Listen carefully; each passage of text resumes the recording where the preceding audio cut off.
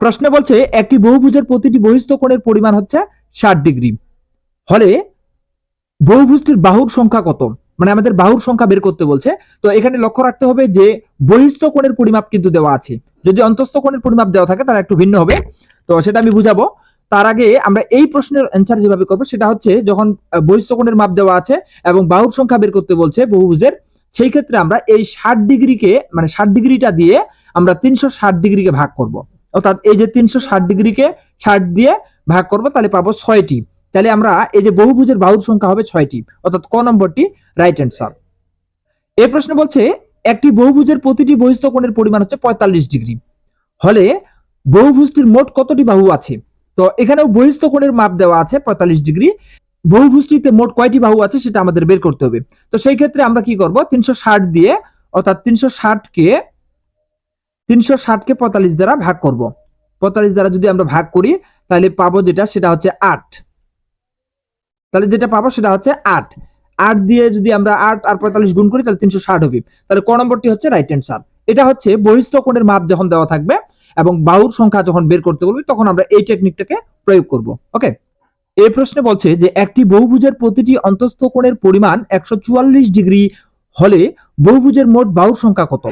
এখানে কিন্তু একটু ব্যতিক্রম, সেটা হচ্ছে অন্তস্থ কোণের পরিমাপ দেওয়া আছে 144 ডিগ্রি। তো এভাবে যখন অন্তঃকোণের পরিমাপ দেওয়া থাকবে তখন আমরা কি করব, সেটা হচ্ছে এই 180 থেকে অর্থাৎ 180 ডিগ্রি থেকে 144 ডিগ্রিকে আমরা বিয়োগ করব।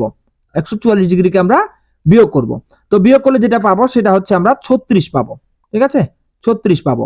তো এই 36 যে পাইলাম, এই 36 আমরা কি করব, এখন 360 ডিগ্রিকে আমরা 36 দ্বারা ভাগ করব। ঠিক আছে, 36 দ্বারা ভাগ করব। তো 36 দ্বারা যদি ভাগ করি তাহলে 36 একে 36, এখানে 1 আর এই শূন্যটা কাটে দিলে উপরে চলে আসলো 10। তার মানে আমরা বাহুর সংখ্যা পাবো হচ্ছে খ নম্বর, অর্থাৎ 10টি বাহুর সংখ্যা পাবো। খ নম্বরটি হচ্ছে রাইট অ্যান্সার। এগুলো বিভিন্ন পরীক্ষা আসে, এই যে এখানে অনেকগুলো পরীক্ষা আসছে এবং এখানে বলা আছে সুষম বহুভুজের প্রতিটি অন্তস্থ কোণের পরিমাণ 144 ডিগ্রি হলে বহুভুজের মোট বাহুর সংখ্যা কত? এটি কিন্তু প্রাথমিক বিদ্যালয় সহকারী শিক্ষক 2008 সালে আসছে। তো এই টাইপের প্রশ্নগুলো মূলত রিপিট হয়, সো এগুলো বারবার কালচার করতে হবে এইভাবেই। 4 নম্বর প্রশ্ন বলছে যে একটি বহুভুজের প্রতিটি অন্তঃকোণের পরিমাণ হচ্ছে 160 ডিগ্রি হলে বহুভুজের বাহুর সংখ্যা কত? ঠিক এখানে এই যে অন্তঃকোণের পরিমাণ দেওয়া আছে, এই ক্ষেত্রে আমরা কি করব, 180 ডিগ্রি থেকে আমরা 160 ডিগ্রি বিয়োগ করব। ঠিক আছে, 160 ডিগ্রি বিয়োগ করলে পাবো হচ্ছে আমরা 20 ডিগ্রি। তো এই 20 দিয়ে আমরা হচ্ছে মূলত 360কে ভাগ করব। 360কে ভাগ করব।